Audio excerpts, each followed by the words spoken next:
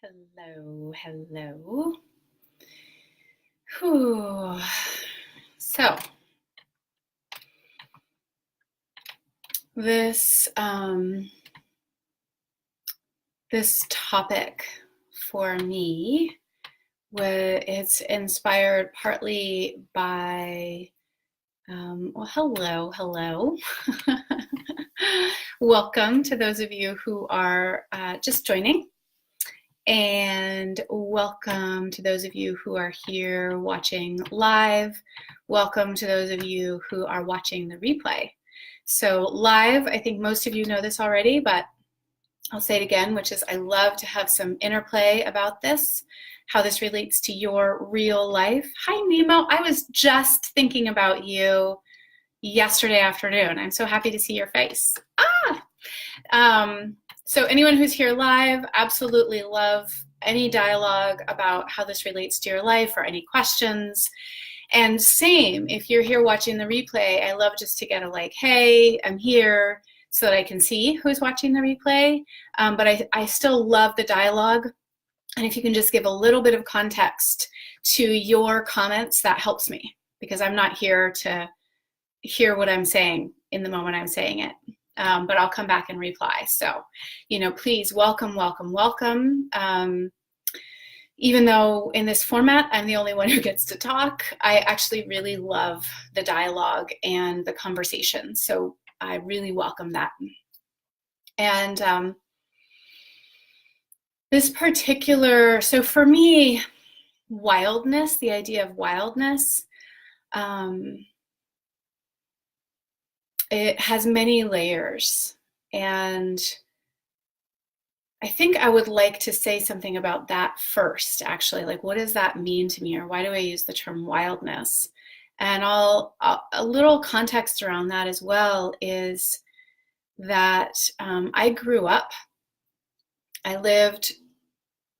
was born in San Francisco, so, from the time I was born, but I moved into truly what was wilderness when I was 6 months old, and I really lived in the woods.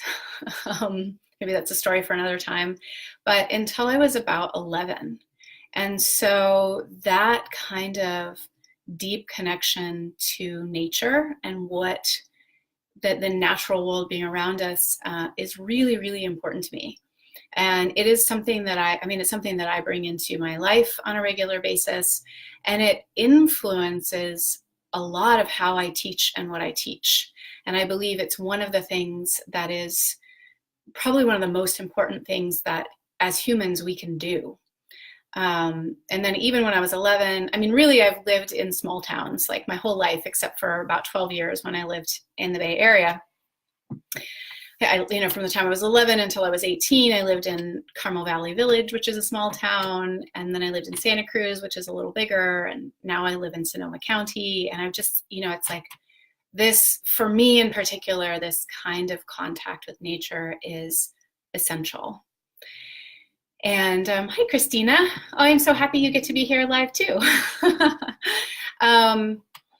And I know that that's not true for everyone. Some people really thrive, like in the city. And I still find that almost every human, certainly other animals too, I'm sure, but every human I come in contact with, or that I have the privilege of working with or talking to, with any depth, that there's some call to touch the less human informed pieces of nature. And so for me, wildness, that's what it has to do with, is that I believe that humans, like, we are part of nature. So even this idea of like, as humans, we need to get into nature, it's a false dichotomy. And there's a way that we also do have a different relationship than other animals do. And so in some ways we have to use what is essentially a false dichotomy to remind ourselves that it is a false dichotomy. So there is something, so while it is absolutely true that humans and human creation is included in nature, there is something about the pieces of the world and the pieces of the earth and what we call nature, and being in contact with the pieces of that that are less human impacted, and yes, less formed by humans, less cultivated, less formed. And that allows for the recognition that we are actually part of it. And it can become so hard to remember that when everything we see has been impacted by humans, when it's all concrete, when it's all buildings, when it's all roads, or even, like very carefully manicured lawns and paths. And, it's beneficial to be around grass and trees. And there's a really different feeling to be in the space where the humans kind of haven't had the last say. And in some ways, I really believe we never do. Even right behind our house, little tangent here, we have this really beautiful willow tree, and I live in a townhouse complex, and we have this really beautiful willow tree. It's kind of right behind and off to the side of where our particular house is. And you can really see it out my son's bedroom window, and I can see it out the kitchen window. And she goes, completely bare in winter, and then she gets all these leaves, and, you can really see what's happening also in relation to this beautiful willow tree, because the wind comes through, and, she does all this dancing, and she's really extraordinary. Actually, one night, my daughter was just weeping, and I was like, and sometimes she just does this at bedtime. Anyway, she was having this, and I was like, Yada, please, what is going on? And she was saying, May May, I miss May May. And I was just like, girl, finally I'm like, who is May May? What is May May? And she looked at me like I was, maybe one of the stupidest people on earth. And she says, she's like, the willow tree. And I was like, oh, okay. Sorry, I missed that. I didn't get introduced formally somehow, but she told me that this tree told her that her name was May May. And my daughter was like, she's like, I need May May in bed with me. And I was like, okay, well, let's invite May May's spirit in. But honestly, so in a way, I thought this was this total tangent, but it really comes back in, which is, I believe that part of the reason that my daughter has that kind of a connection to a tree is because I make sure that we, not only do we live somewhere where we have a lot of nature around us, just, even driving to and from school and where we are, but I make sure that we really go into the places that are even less touched, that we go on the hikes that take us farther away, that we actually engage with trees and rocks and animals and plants, as though they were sentient, which I believe they are. And so that allowed her to have this kind of a relationship with this tree in the backyard and be able to tell me that the tree told her the name, and to have these kind of, again, where it's truly a dialogue and a relationship with nature, right? The less human formed pieces of nature, because I believe that's what it is. And that's what this piece of how do we come in contact with what is wild and allow what is wild to inform us, not just for us to say this is what should happen in this wild space, but for the wild space to say here's what I have to say, and to really let ourselves be impacted by that. Ultimately, this is where I started this story, is that the 2 years ago, maybe, there were these workers came and they started doing this big piece of work out back. And I was like, what's going on? What's going on? And then I realized what was happening is that one of May May's, or a couple of the roots had come, and they were up lodging. They were moving the sidewalk portion there so that it was very hard to get over. And, again, this is where this relationship comes in. We had these neighbors who were quite elderly, and the man needed a walker, and he needed to get past that part to get to his mailbox. And, but this is this dialogue, we don't need to cut May May down, but also we need to kind of work our sidewalk so that this elderly gentleman can get his mail. And so they had, they cut through a route here, but they left this part here and they recreated the sidewalk. And in this way, of course, we've all seen it. We've seen the places where, we say Mother Nature or the wildness, like ultimately has the last say. And I believe that, and this is actually the entire point of this live, which is that as a collective, like actually as the human race, as a culture, as a country, as a city, as, in these larger senses, the more that we are able to truly ask nature and the wildness, what do you need? And then work ourselves around it so that we all get our needs met, the less likely the wildness is to come and go like, bam, I think I'm just going to take that sidewalk out. I think I'm going to topple this house. Like the less likely, it's like the wave is going to come and be like, yeah, I think I want the cliff that your house is standing on, because we've actually looked and gone like, oh, like nature needs this spot. Maybe I'll build 10 feet back, or maybe I'll work my way around it this way, and that's the kind of larger collective. To bring it down to this more personal, visceral level, is that we are, like I said at the beginning, we are animals. Human beings are part of nature. We are created by nature. We are of her. And the more that we can actually work within that system, the more that we recognize that we are of her, and not just abstract, like, I know that humans are animals, and but then continue to act as though we're not, as though nature isn't going to impact us, as though we are not truly also wild in some way or have that part, then the more likely that we can actually work with that part of ourselves, and rather than try to tame her and contain her and go like, oh, that part's scary, or she's going to take over, the more that she won't need to take over.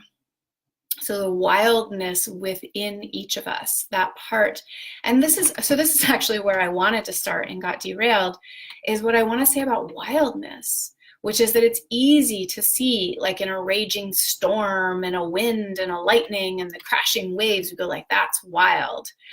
But also so is the sun, and that soft warmth that comes every day. And right now where I live anyway, the way that the sun is waking up the earth, and the wildness of what have been like bulbs in my garden that are starting to poke through, the wildness that they existed through freezing, like actual freezing of the ground in winter, and that now they sprout again and then bloom into things like daffodils, is a wildness. Like that is just a wild. And so too are the little house finches that come and eat from my bird feeder. Even though they eat from my bird feeder, they are of the wild, and we are now in some relationship, but they do not live in my home. They would not stay if I came outside while they were eating. We have sort of an understanding. I get to watch them through the window inside, and they get to eat my bird seeds. But that sweet, or small, that small creature is also of the wild. The hawks that circle overhead and that I hear right now starting to nest and call, right, are of the wild. And so too are the earthworms that come to the surface when we get these torrential rains that we've been having. And so to first is really expand what our awareness, because again, I don't think I'm telling any of you anything new when I say this, but the reminder that this too is wild, that the cedar tree down the street with like all how tall she is and like all her branches, she's of the wild. And so too is the you know, the lilac who will be blooming soon, or the new sprouts of grass that are coming through, that this is all wildness. The miner's lettuce that my kids and I go pick, you know, this is all the wildness. And within us, within each of us, we contain the wildness. I call it a she, because this everything, this life bursting through, to me is like the great she. No, it's not female, but is of the feminine, of the world. And we have all those parts inside us.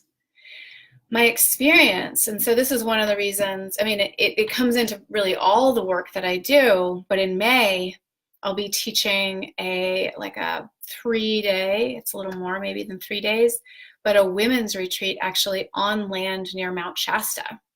And it's called Return to Source. I'll put the link in the comments.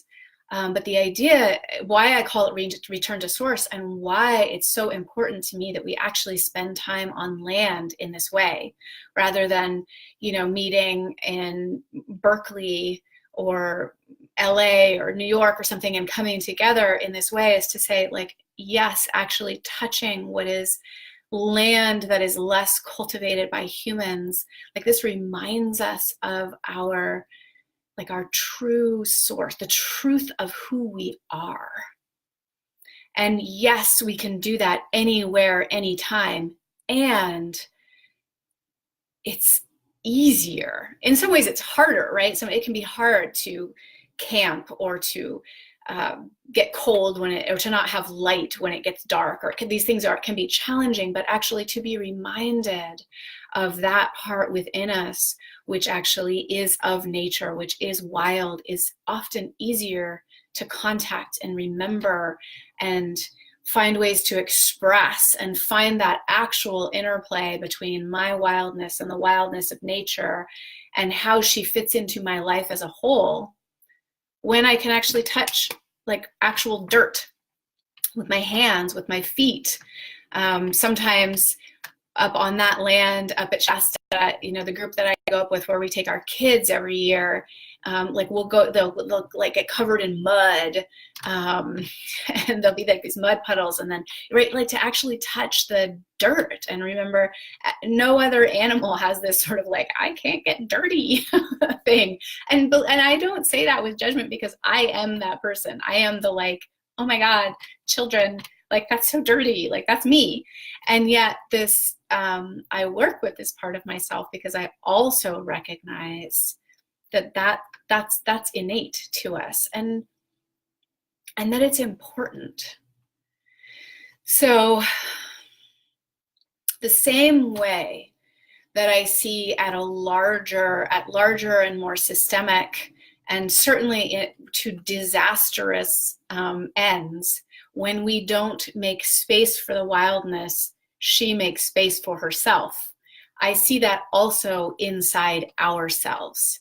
And when we go like, nope, I can stick to my schedule, and I can do this, and I can, you know, stay up all night long because I have artificial lighting, and I can, you know, forget about that it was the full moon, you know, even though that has this huge impact on my emotions, or I can, whatever we think we can do in this way where we say like, I don't have time for that. I don't have space for that. Like, or that part of me is unwelcome here. I can't do that here.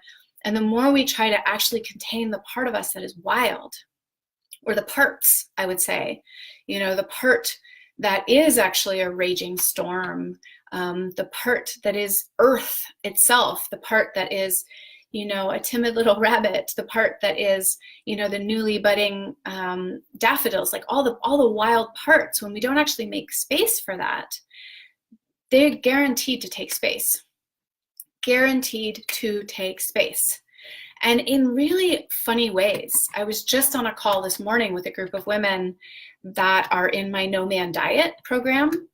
And this issue of like food, basically, and specifically this comes up with women, but I hear it with men too, but this relationship to food, and am I limiting myself, or should I give in to everything, or what does this mean in terms of food? And I find that actually that's one of the ways, and again, I would say specifically women, but probably there are men too, but where our wildness takes over because she has not been given her appropriate space. That like all day long, you know, we get up and we put on clothes maybe we don't want to wear, or that don't allow us to express our wildness, and we sit in chairs that don't support our bodies, and we talk in ways that don't allow for our, you know, the part of us that wants to roar, and we, you know, and we go on an artificial schedule because our kids have to be at school, or, you know, there's all these things where we go like, not now, not now, not now for the wildness. And then we get home and we're like, fuck it, I'm eating, you know, an entire bag of Girl Scout cookies. And that's actually, so that's not like a natural wildness. I'm not saying that's like the big she in her finest, but in a way that's actually the wildness that's like, you know, you didn't give me space all day, so rah, like I will take space. It also shows up in like just certainly there's other things that are sometimes at play here, and I 100% get it, you know, like there are times that running late is just running late, and there's also often a way, especially if it's like really chronic, or if there's any kind of like, you know, I don't want to, you can't make me, show up on time, be where you told me to be, when you told me to be, like any of that, like, that is actually the wildness saying you can't contain me all the time. And so if you're going to make me, you know, live by all these rules and like, et cetera, et cetera, et cetera, sort of in a regimented, less wild way, and not create the space for me to be and feel and express, like then, I will take my space where I can take it. And that might mean that I make you late for every single meeting you have, you know, every day of every year for the rest of your life. And I've actually seen, so these aren't these direct correlations, sort of like, how do those two things relate? And it's not a direct line, but I have literally seen over and over and over again that people who give space for what is wild within them are suddenly able to not control their eating or like stick to a diet, but to just find like, oh, it suddenly is like easy to nourish myself in the way that I've always thought was good and tried to force myself to do, but never could.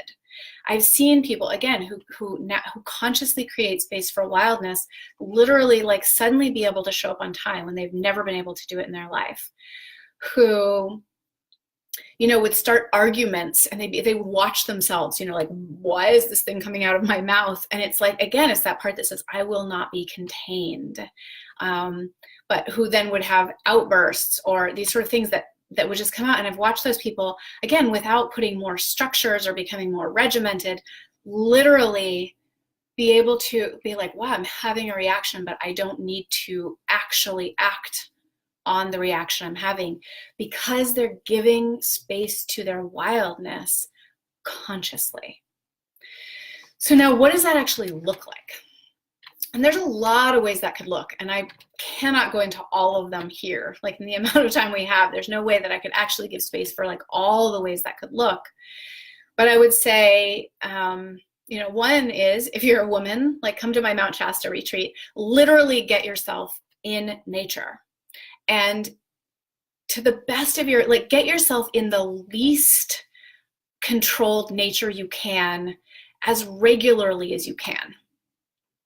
So it doesn't have to be every day, you know, you don't have to drive too much, like you don't have to make it such a big thing. There have been, you know, certainly there are weeks sometimes that go by where all I can really do is get myself like out back, but I sit under a tree, I sit on the grass, and I like look up. So I'm seeing, you know, the leaves and the trees and the sky, and making sure that that's my focus. There are, again, the other thing, and it's part of why I live here, and I also want to say, like, I am lucky, you know, I'm blessed, I'm privileged to live here.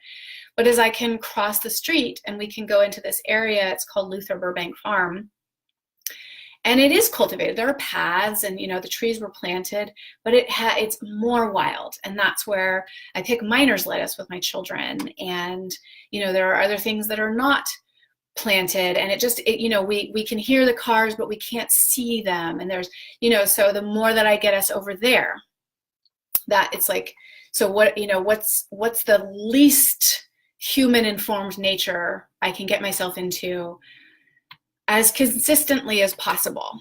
And then when we can get out to the beach, again, we have to drive on the road to get there, these things, but the beach herself, I mean, she's been such a teacher for me and for my children, because we've watched throughout all the seasons, you know, and now we've been living here. Well, I've been living here with my son for 8 years, but with my daughter for 6. And we've been going to the same beaches over and over, and we go regularly, and we go in summer, but we go in winter, and we go when it's storming, and we go when it's cold, and we go in the morning, and we go in the afternoon. Like, we just go. And my kids, you know, they'll say to me like, oh, look, where this river comes into the ocean, it was over there last year, and now it's over here. And wait a minute, when we came last month, the river got into the ocean, and now it doesn't. And wait, where's that part of the beach that we like? Oh, it's not even there anymore. And so even though, of course, we're still right next to the road, although there are some places we can go where there's actual trails, so we have to go farther and we're more removed.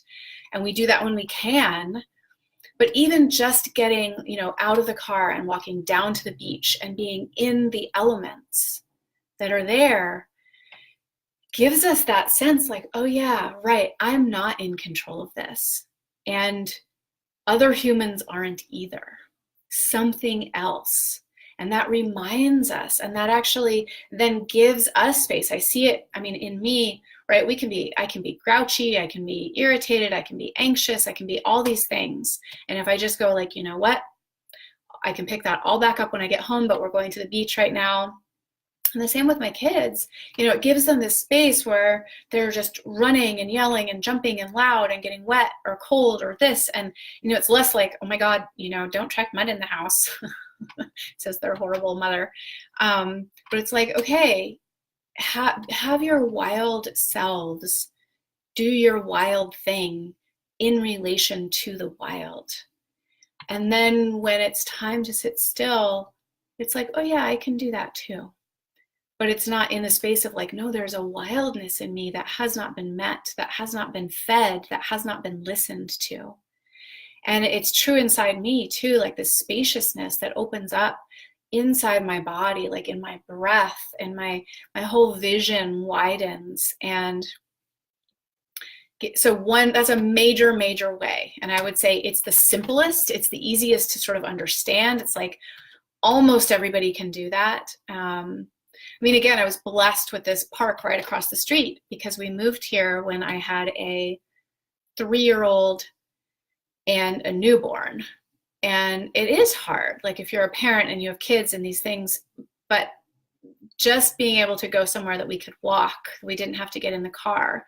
But if you can't do that, you know, then it's like, okay, well, what is the nearest way? How can I be in some contact with what is most wild as easily as possible? And I will, again, this has been true in my life. And then one of my teachers, who is the teacher on the land at Shasta, his name is Tim Corcoran, it was just reminded to me watching a video that he offered, which is the reminder to go out in all weather. And sometimes I forget, you know, I do this with my kids. I just was recently reminded, like, I have this tendency, we'll get these big storms and I'll be like, let's go to the beach. And they think that, they don't even look at me like I'm crazy because they think it's normal because we've been doing that their whole life. Like, I am more likely to go to the beach when it is storming than when it's sunny. But for all of us, it's just a reminder. It's like the weather, we have the weather inside us, right? Sometimes we're sunny and sometimes we're rainy and sometimes we're foggy. And actually our willingness to embrace the weather outside us will reflect on our willingness to embrace the weather inside us. Like, oh, so it's, you know, foggy and you can't see very far and stuff, like, great, bundle up and go out and feel how you can actually be in the space of like kind of foggy, murky, can't see very far. And then when you have that like confused, foggy, murky part inside, it's like, oh yeah, you know, whether it's conscious or just some part of you will remember, oh yeah, I know how to walk in that. Like, I know how to put one foot in front of the other. There's a mirroring there. The same with the storm. Like, almost all of us can go out in the rain and can get back inside safely and get warm, you know, fast enough that we're not actually going to harm ourselves by going out and being cold and wet. And, you know, great, like wear rain gear or don't wear rain. I mean, depending on the circumstances, right? Like how long are we going to be out? How far are we going? But even just go, like my children are such good teachers, because like 2 years ago or 3 years ago, it started hailing kind of out of nowhere. It wasn't like it was raining and then hailing. It was just like cold and then like hail. And I turned around, I think I was cooking dinner or something, and I turned around, my daughter had literally taken off all her clothes and run out in the hail in her underpants. And I was like, how is that even the thought that you had? Like it started hailing and you thought, I need to take my clothes off and go out in that. And these are the moments where I'm like, I must have done something right. That was like her thought process, you know, her native impulse was to take all her clothes off and run in the hail. But of course she can come inside and take a warm bath, and we can put her clothes in the washer and the dryer. And again, this isn't just about like, let your kids do this, but do this as adults. Do this for yourself as an adult. Let yourself go out and feel the weather. Go out in the storm and realize that you come back in and get dry, and it's the same. When you have a big storm inside you, it's like, I can have this storm. I can feel it. I can even let it express. I can be in my own storm because, you know, first of all, I know that they pass. Second of all, I can get in a warm bath. You know, like the storm isn't going to kill me. The snow isn't going to kill me. And even again, the sun, like I have a tendency, I'm like, the sun, I'm so pale and I burn and all these things. And it's just a reminder. It's like, it's okay, right? Can I be in the warmth of the sun? Can I find where there is shade? How do we relate to all the weather, all the seasons that are external and also internal, and recognizing that is this huge way of giving space to wildness in our lives, so that the like weird, icky, unconscious ways that wildness wants to then take over, you know, and go like, I'm gonna have a storm when you least expect it, you know, I'm gonna, you know, just like overeat because you can't contain me, or I'm gonna, like, whatever it is, the wildness goes, but blah, will take over, because she hasn't been given space. So the other way that I work with, and that I am sure that we'll work with at Return to Source at Shasta, and I also do in almost every other capacity that I work with people, but is really finding what are the forms of wildness within me. And I would invite that it's not just about going like, what is the wildness within me? Like, let me find the wild one, the wild woman, the wild man. There's some value to that, but it's fairly limited. And we tend to think, you know, like it's tiger, it's lion, it's eagle, it's bear, it's, you know, like that has to be the wild. But actually recognizing, like I was saying, it's also, you know, the crocus, like just poking out, and it's the soft summer rain, and it's the immense quiet of newly fallen snow when you're actually more in the wilderness and not at like a ski resort. And like these are all actual capacities and textures and flavors and qualities we have inside us. And so one layer of that is, you know, moment to moment or day to day or on some regular way, pausing and saying, what is within me that is, you know, unfelt or unexpressed? What is a part of me that feels wild, or that is in some way the part that I think doesn't belong here? This is too wild. This is too weird. This is out of bounds in this place. And then finding some space for that part. And then sometimes it also is actually going like, what are all the, you know, wild, what is the vast array of the range of wild? And especially exploring the ones that feel the most uncomfortable or that get the least amount of airtime in our life. And knowing that that actually then creates space for them to not have to take over. And again, that could actually be like there's a little kind of shy, rabbity one in you. There's an actual, you know, wild, like little wild field bunny, and that one takes over when maybe you need to give presentations because she's not getting any space, you know, in a conscious way. And then she's like, no, I'm going to be rabbity now at the worst possible time.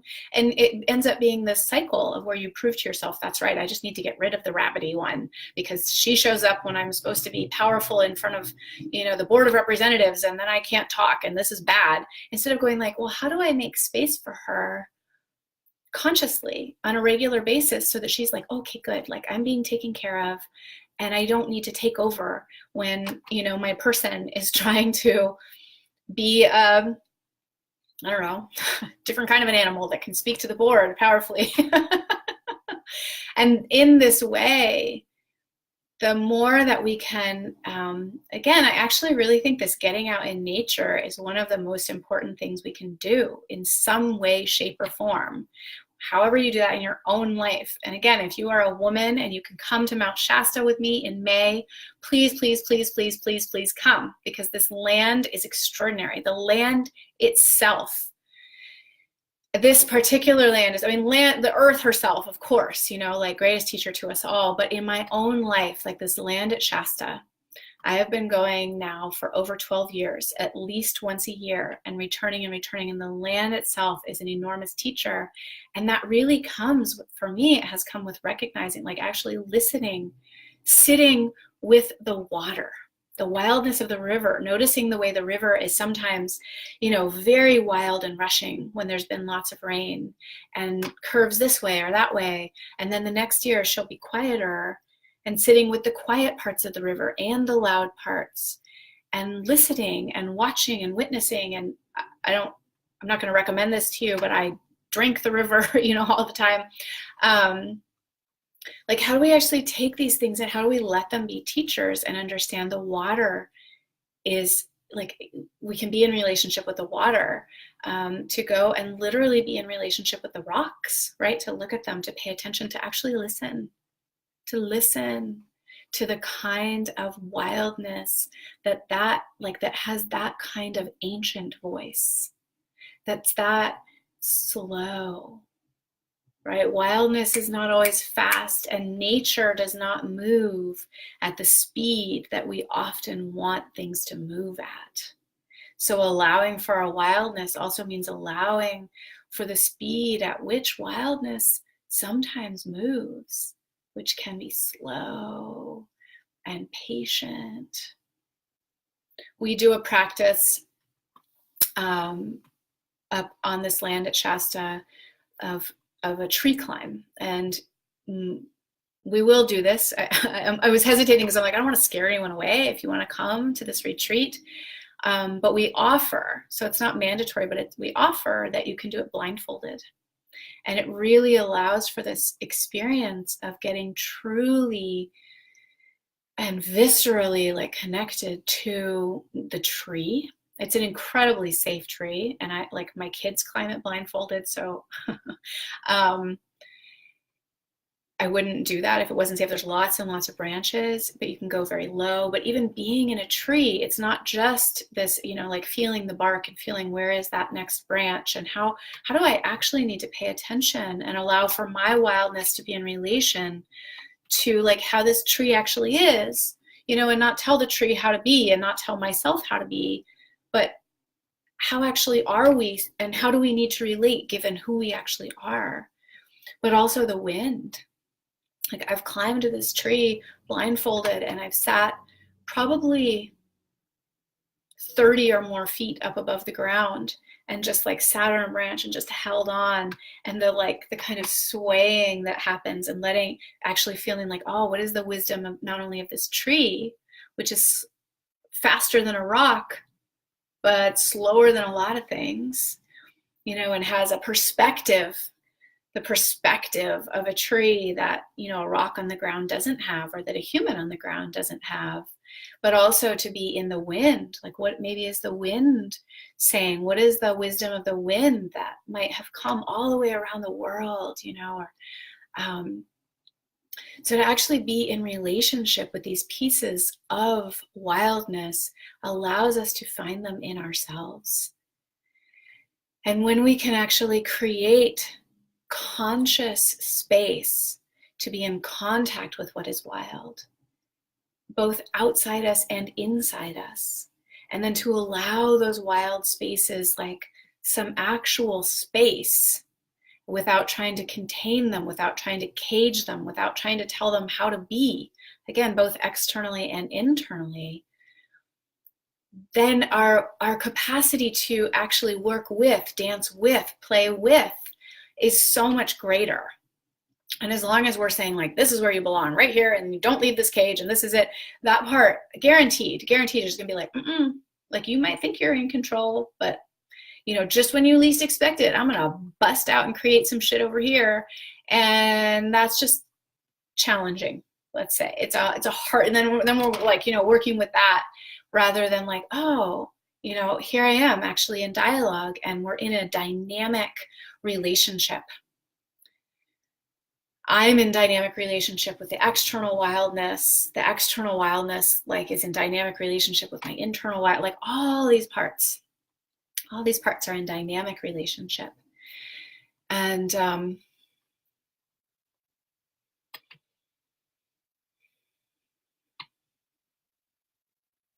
think what I want to say most about that, sometimes I'll just admit right here, sometimes the things that I believe are most true are the hardest for me to express, because I'm like, it's just the way it is. Like this is just the way it is.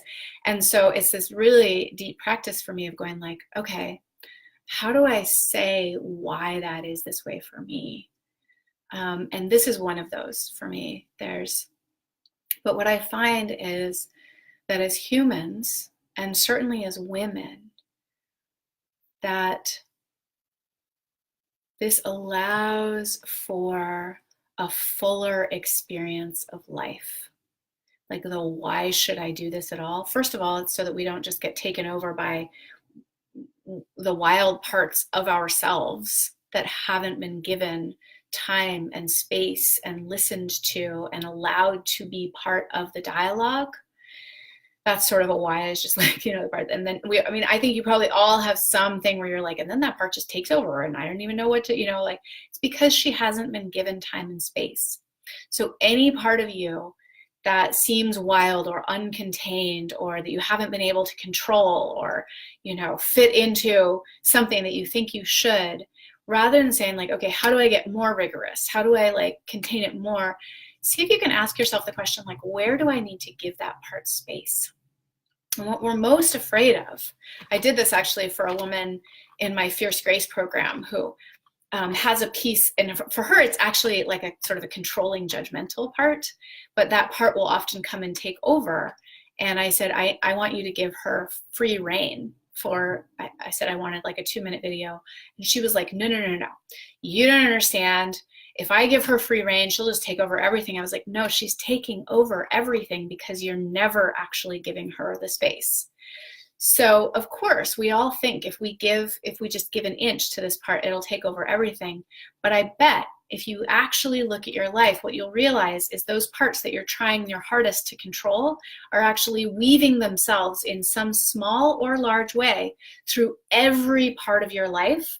Like they're actually already in every part of your life. So you might as well give them 2 minutes where they get free reign and see if maybe they let go of some of their like need to be in every part of your life. And you can actually say like, actually, I want to set you aside.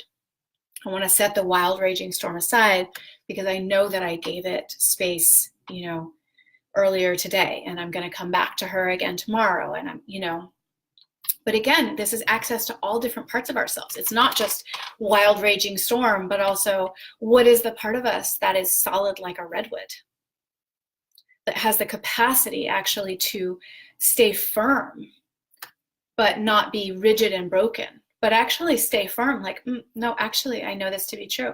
No, actually, this is where I stand. This is where I stand. These are all parts of ourselves that we have access to. And by allowing ourselves to touch them sometimes in external nature, or in the place that we see them arise, naturally, the wild parts, it allows us to go like, oh, okay, that's what that feels like. Can I find that in myself? So this is There's many, many layers to the work that we'll be doing at Return to Source on the land in Shasta in May. But one piece of that is actually being close to these parts, like the rushing river part, the the solid ancient rock part, the tree part that moves a little bit more than the rock, but also has a solidity. I stand here. The different animals, these different parts, the bird part, and even the distinction of those, like, the hummingbird part or the hawk part, the wildflower part, and actually touching in on these and finding what is the wisdom for me in accessing those parts in me, and how by bringing myself in closer contact and making space for that external wildness, can I bring myself in contact with that wildness in myself and make space for that part in me as well, so that it doesn't need to take over and take space. And then ultimately, that's just it's like this full way to meet life, because these parts are absolutely available always, everywhere, wherever we go. And so when we get in contact with them in that way, then we have access to them everywhere. And this is what I believe. I believe that we are of this earth, and we are of the wildness. And not only do we have wildness in us, we are of the wildness outside of ourselves. And so we can only benefit by coming into more conscious relationship with that wildness outside of ourselves as well. And that not only does the wildness and does the earth have actual wisdom for us, but also has enormous energy reserves, where different than fossil fuels, where we actually are taking from, and it's a one-way kind of relationship. There's actually this energy exchange with the earth and through the earth, because we're earth creatures, right? We're not like Jupiter creatures, we're earth creatures. But through the earth, we have access to the entire cosmos, because the earth is of the cosmos. And that, my friends, is another Facebook Live. So I'm not going to go down that rabbit hole today. But I do want to double check the comments here. And for those of you who are live, if there is any piece that you want to bring on about your own life, your own experience, or any question for me, let's do it in the next 5 minutes. Let me just double back through here. I see Greg is sort of underscoring nature, exclamation point, 100%, 100%. Great. So,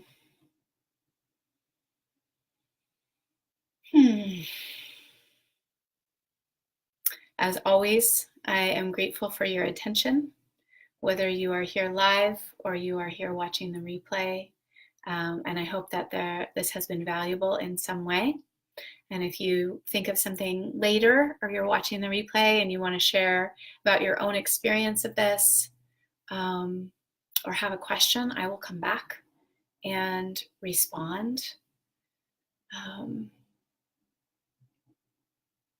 I actually want to add something.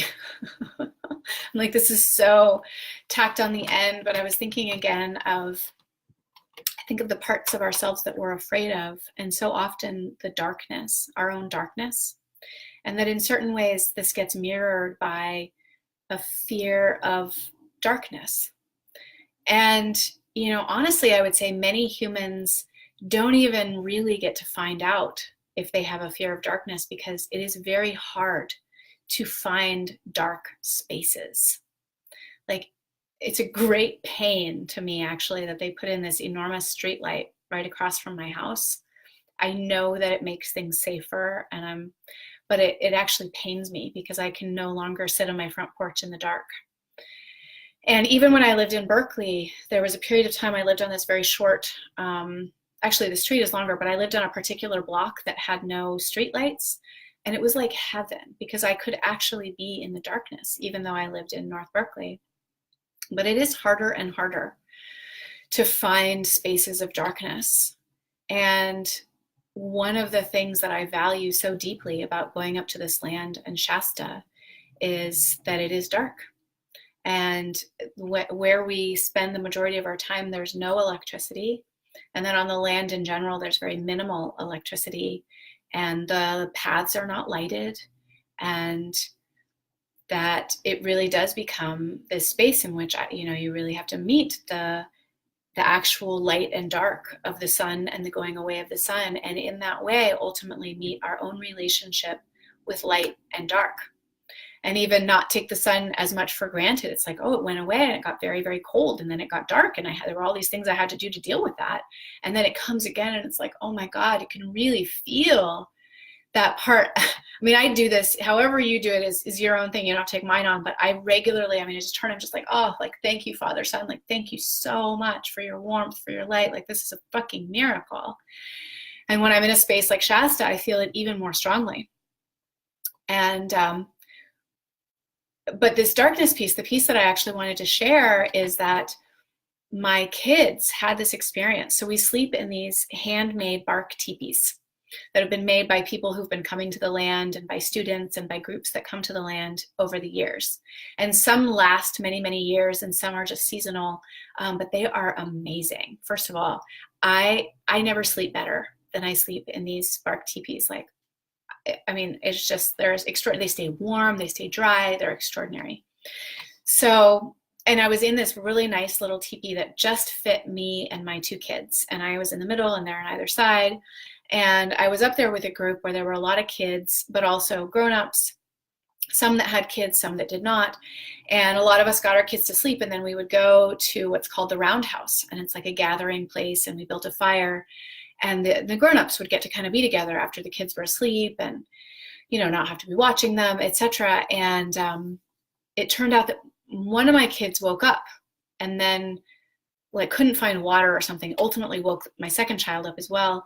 And so between the two of them, they went on this adventure around the land. They couldn't find a flashlight, so they were literally walking in the dark with only whatever the moon was, and with the stars, and with their own awareness of where these paths are and where they lead, because they had both this maybe 2 years ago, which means my son had been going there for 7 years. My daughter had been going there for 4. And so they have some familiarity. I think my daughter couldn't find her shoes, so she was barefoot. So this place of actually being in such connection with the dark wildness of this wild land. And again, it's safe. It's not, they're not going to fall off a cliff, they know where they are.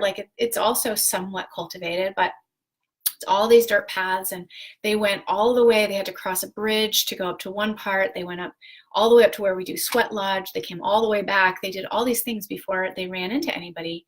And then right around that time I came out, I was like, I'm gonna go check on my kids. And it turned, they had been on this huge adventure. And one of the first things they said to me is they were like, we weren't even scared, Mama.